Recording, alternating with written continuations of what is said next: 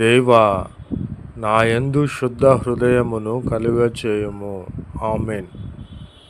నాయందు నేను పాపములో ఉన్నవాడను, పాపములో పుట్టినవాడను కనుక నేను పాపము చేసి ఉన్నాను, వ్యభిచరించి ఉన్నాను, విగ్రహారాధన చేసి ఉన్నాను కనుక దేవా, నేను నీ శరణు జొచ్చి ఉన్నాను. నాకు శుద్ధ హృదయమును కలుగచేయము ప్రభువా అని నేను ప్రార్థిస్తూ ఉన్నాను. నా అంతరంగములో స్థిరమైన మనస్సును నూతనముగా పుట్టించుము. నీ యందు స్థిరమైన హృదయమును, నీ యందు స్థిరమైన మనస్సును నాకు పుట్టించుము, కలుగచేయము. ప్రభునామమునకు స్తోత్రములు కలుగునుగాక.